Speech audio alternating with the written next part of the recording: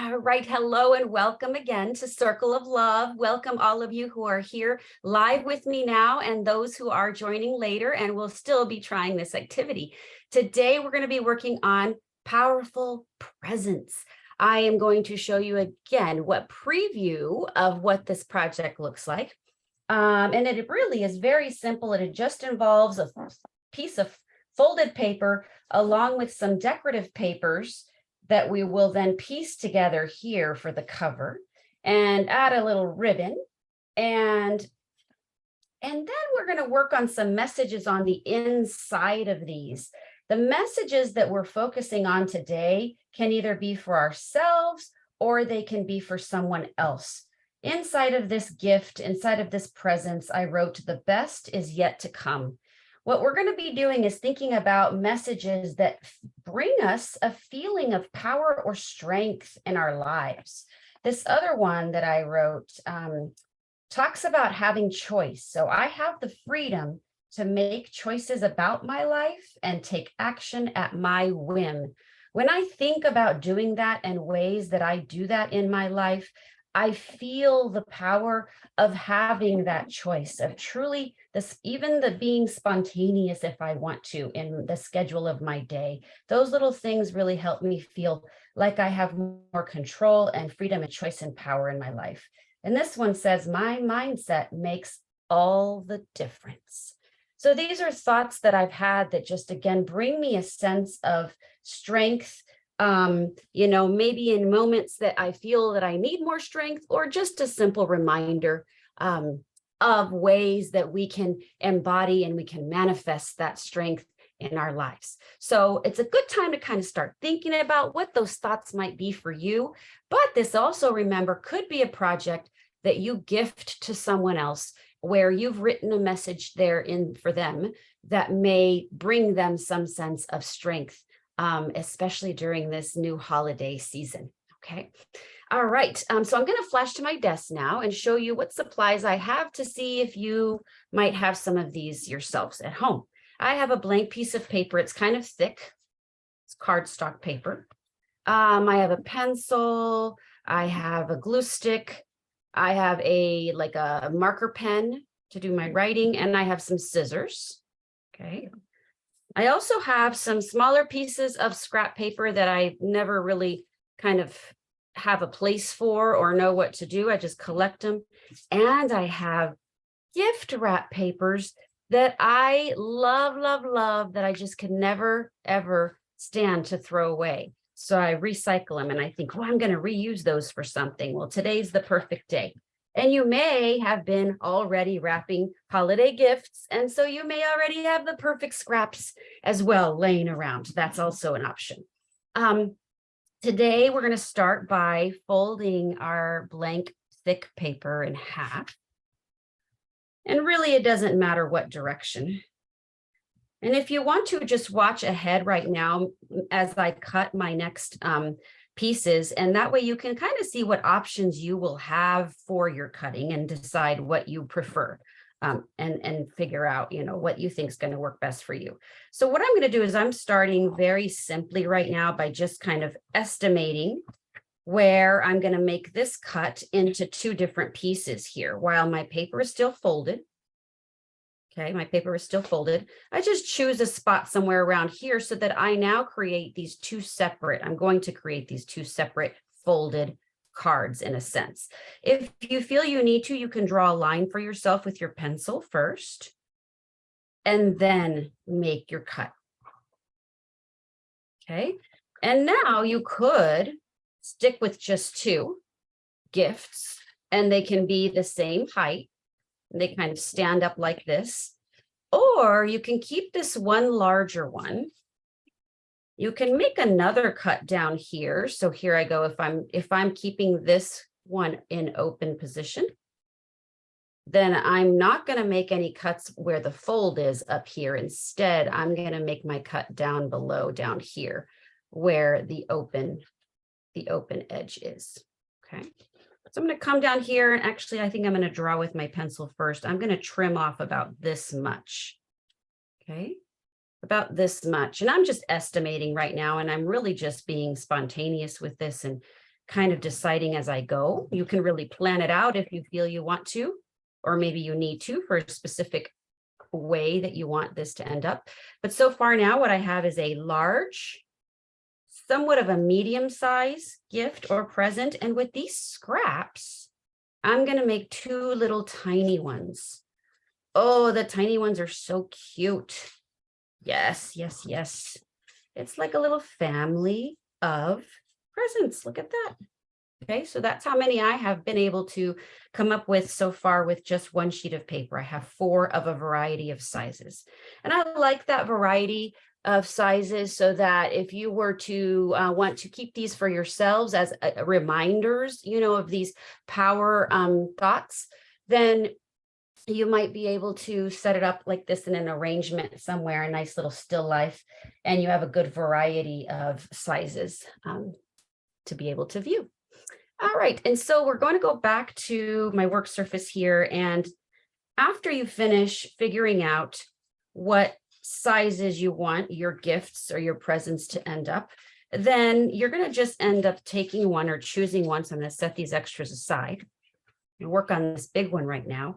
And basically, it's time to really just start taking your scrap pieces of paper and arranging them any which way on the front of your gift.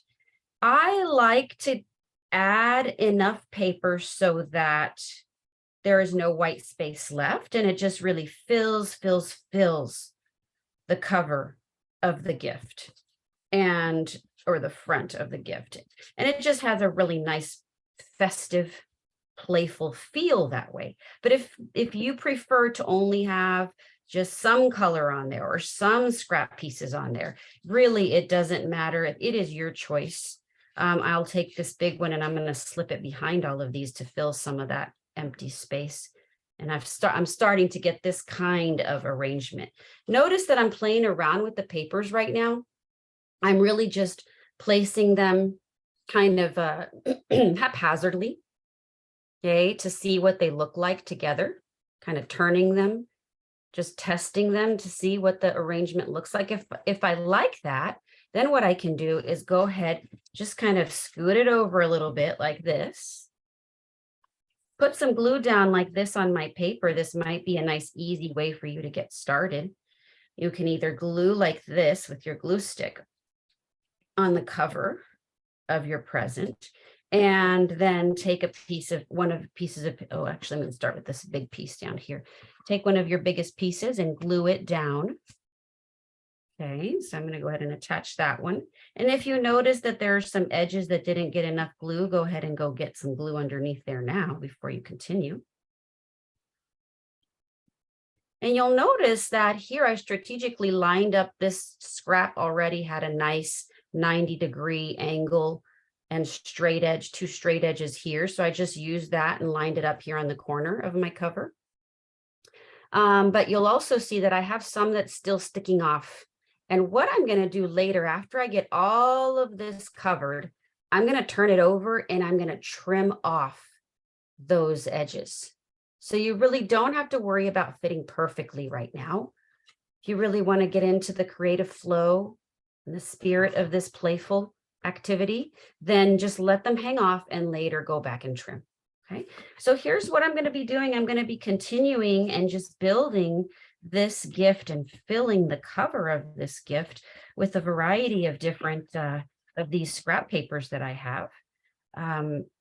And again, not worrying too much about how neatly they go on or how well they match. To be honest, part of the wonderful playful nature and colorful and festive nature of these is that really they actually are different colors, different patterns, and that can really have a nice effect that you might not have expected. So I'm just working on continuing and adding these. Now, after a while, when I feel like I've added enough that I've covered the area, because right now that is my personal goal, is to cover all this white space. But again, remember, if you want, maybe you're even using a different color of paper, or maybe you're already starting with a paper that has a lot of color or design or pattern on it that's thick, then you might find that you don't need to add as many scrap pieces of paper, and that's okay. But the reason that actually it doesn't matter if your scraps match is because we're also going to be adding a bow at the very end, and the bow ends up covering a lot of the paper. It can cover up a lot. And so, you're going to find that actually little details that maybe you were concerned about don't end up being a very big deal at all. Right now, I'm also giving myself the added creative challenge of seeing if I can add my scraps in a way that I'm not even cutting the scrap at all, or even tearing the scrap, because I have a bunch of small ones. So I'm just almost puzzle piecing them on. And that adds just another little playful touch, experimental feature. Anytime we're playing and we're experimenting, we are opening ourselves up to discover new options. And that's one way we grow our creativity. When we discover new options, discover new ways to do things. All right. I'm just about there, almost feeling like I've got enough on here that I want. Ooh, this is a fun little addition. I'm going to stick this on. And I love how it just doesn't have anything to do with everything else that's already on there. Okay. So I've covered this cover. And now I'm going to flip this over, and I'm just going to trim off this little extra piece that I have here that's hanging off the edge. Okay. And what I'm going to be doing next is adding the bow. Now, you might not be ready for this part, and that's okay. That's totally fine. You keep doing what you need to be doing right now if you're still working on covering or filling the front of your gift. Keep going. I'm just going to demonstrate this at this time for anyone who might be ready, and for our viewers who will be watching at another time. And then I will come back and I will repeat this demonstration for anyone who still needs it later. Not a problem at all. All right. And so if you are still working on filling your front of your gift, you keep going, and you can kind of be glancing, just listening in on what I'm describing. So you'll get a sneak peek of what your next steps will be. What I'm doing right now is I'm looking for a paper that might be a little darker in order to use for the bow, so that it will stand out later. Now, maybe you don't want your bow to stand out and you prefer that it blends in, then it doesn't matter what color you choose. But I'm looking for something right now that is going to stand out. So for me, because I have all these light colors on here, I'm going to need something that's going to be dark. I think this is the darkest one I can find right now. So I'm going to go ahead, in order to make the bow, I'm going to cut two long skinny pieces first. So this would be one long skinny piece that's going to go in that direction on my gift, and another long skinny piece that's going to go that direction on my gift. I'm going to scoot this over so you can just start to see how we're going to construct this bow. The next thing would be what we need two kind of smaller pieces, smaller, wider pieces. So I'm going to trim myself off this little scrap. Okay, and I'm going to set it here. And I'm going to trim myself off this little scrap, and I'm going to set it there. So two, and again, I'm just estimating. None of this needs to be precise. None of it needs to be exact. None of it needs to even be at all like anything that I'm doing. If you have found your own way to do this, then use your own way. That is your inspiration and your creativity at work. So what I've done, notice, out of one of these scraps here is I've cut it's almost like a raindrop shape. So I'll flip it over so you can see what shape that is. It's a raindrop shape. Okay. And I am going to use the side that has the pattern on it. This is the side that will show, and it will go here almost as if it was an ear, a little ear. Okay. And I'm going to come and I'm going to do the same thing with this piece. I'm going to cut it into a raindrop shape. Here's also where, if you feel you need to first use your pencil to draw out that big raindrop shape. There you go. If you need to use your pencil first, you can draw it out like this, and then you can do your trimming. I tend to go straight to the trimming, but I want to remind you that you may, if you feel you want to or need to, use your pencil first. All right, so I can come over here, and I think on this gift, I'm going to put my bows spanning these two opposite corners, because I already have this here and I really like that and I want to keep showing that. So I'm going to put my bow instead over here. Okay. Now here's where you could also add another bow and another bow. You could have 4 bows, 2 bows, even just 1 bow. It's 1 bow, little loop-de-loop. It's completely your choice. You design your gift, your bow, your design, however you prefer. Okay. And if you have any extra scraps, even of the same type of paper that you were using for your bow so far, you can trim off a little short little piece that goes there or goes like that. A skinny little short piece that kind of goes like that. Okay. And so here's what I have so far. Notice I haven't glued anything. I just want you to kind of get a sense of where this is heading and how this is coming together. And these are just short little, very, very short little pieces that I'm going to glue on right there. Okay, so if I was to use one of these to show you or to remind you of what I had before as my example, it would be this part hanging down here.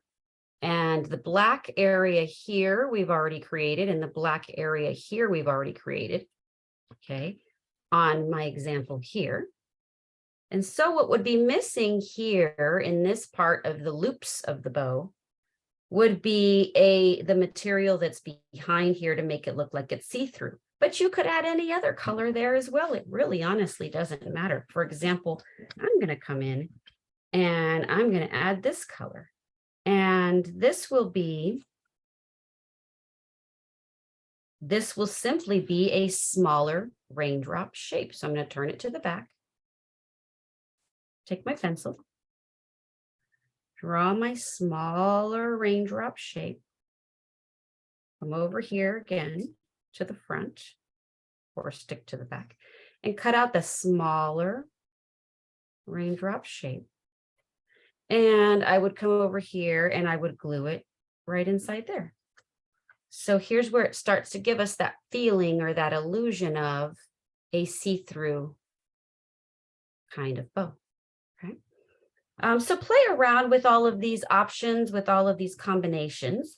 Once you finish getting all of your pieces cut and glued here on the cover, then it is time to start thinking about a power thought, a power message that you can incorporate on the inside. And again, this message can be for yourself. This message can be for someone else. Maybe someone you feel that could really use it, or just maybe someone you feel is a gift to you in your life. Maybe instead this message involves an expression of gratitude for their presence in your life. There can be so many ways to interpret this.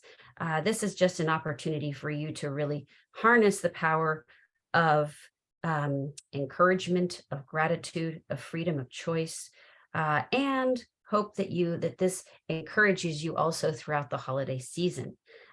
As always, if you do complete this project, please send me photos. I love posting those, especially in our Facebook page, to share with others all the wonderful creativity that is being worked on in this world and in this circle. All right. Right now, what I'm going to do is say a quick goodbye to anyone who is watching at another time and working on this activity another time. Thank you so much for trying. Thank you so much for creating. I hope that you enjoyed this activity, and I hope to see you next time. All right. Goodbye.